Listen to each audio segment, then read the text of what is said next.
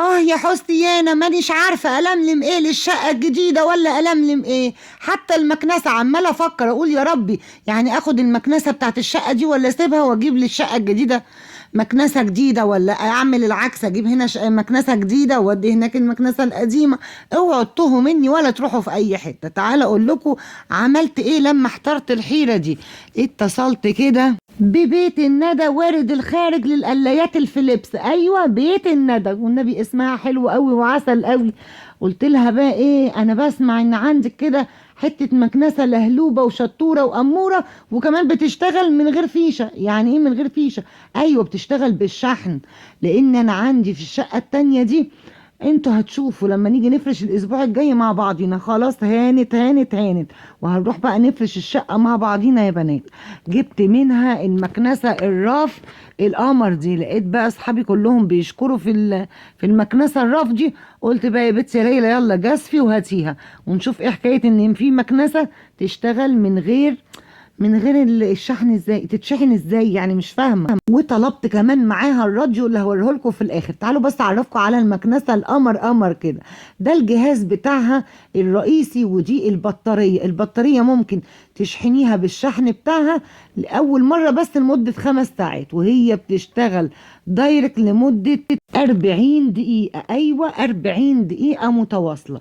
طيب تعالوا بقى نركبها. دي كده اليد بتاعتها، وبتركب فيه الشفاط. الله الله الله. بصوا احلى حاجة عجبتني فيها ان هي سهلة وبسيطة، ومش هتاخد مكان في التخزين كمان. بصوا بقى بتشتغل ليها سرعتين زي ما انتوا شايفين كده. هي البطارية بتاعتها 22 فولت. الشحن زي ما قلت لكم في الاول 5 ساعات، بتشتغل متواصل 40 دقيقة، وفيها سرعتين. سعة بسم الله الرحمن الرحيم التعبئة بتاعتها، الساعة بتاعتها 1.2 من 10، 1 لتر و2 من 10. فيها ليد زي ما انتم شايفين كده. الليد ده على فكرة، الليد ده مش ديكور وكلام فاضي، لا هتشوفوه دلوقتي لما ادخل بيه تحت السفرة. بصي كده، علشان لو في تراب وبتشديه من تحت سفرة، بتشديه من تحت البوفيه، بتشديه من تحت حاجة مظلمة، الليد ده ينور لك. ايوه ينور لك. هي 2 في 1، قطعة للأرض وقطعة للأرفف والركنة.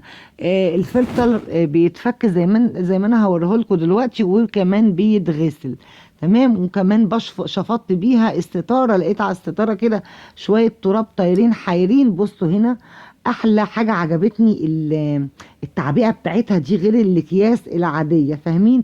ودي كده بتاعت بقى الانتريهات، ودي بقى تجيب لك الحاجات العمق عمق قوي من جوه قوي يعني. بصوا بسم الله ما شاء الله. واكتر حاجة عجبتني في المكنسة راف دي يا بنات ان هي سعرها مناسب، ومناسب كمان للجميع، مناسب كمان للبنات اللي مقبلة على الزواج وعايزة تجيب حاجة في جهازها. انا ما كانش ينفع اخد مكنسة البيت واوديها هناك، وما كانش ينفع برضو لا اسيب هنا ولا اسيب هنا، فلازم كل حاجة هنا زي هناك. اما الراديو القمر قمر ده بصراحة طمعت فيه، مش عارفة اسيبه هنا ولا هناك ولا اعمل ايه. راديو قمر. الراديو ده يا بنات بيتشحن، وفي يو اس بي، وفي بلوتوث. يعني ممكن كمان تاخديه معاكي في الشارع، تاخديه معاكي في العربية. بس العربية ما العربية ممكن تاخديه معاكي المصايف.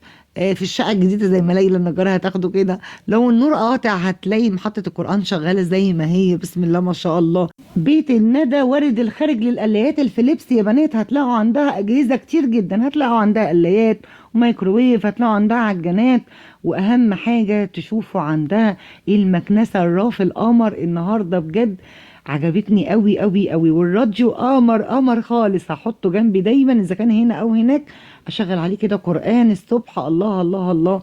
يجعل دايما كده ايامنا كلها خير وبركة ومحفوظة ان شاء الله يا رب. وممكن نسمع عليه بقى نجوم اف ام، نسمع عليه اي حاجة. بس انا بفضل دايما ان انا اشغل عليه قرآن كده يحفظني وانا واقفة بشتغل، وطول النهار وطول الليل كده احب القرآن في البيت شغال. بصوا هنا كنت حابة اوريكي ان دي البطارية اللي بتشحن المكنسة الشقية بتاعتنا اللهلوبة. وبص كده شكل التراب اللي نازل منها. طبعا انا ما كانش فيه تراب قوي، بس حبيت اوريكم جهاز من اجهزة الشقة الجديدة. وان شاء الله نوضبها مع بعضينا ونفرشها بخير وسلامة. وبصوا ما شاء الله، بجد بجد المكنسة قمر قوي، عجبني فيها مميزات كتير كتير كتير. واشوفكم في فيديو جديد، وقولوا لي مبروك وسلام.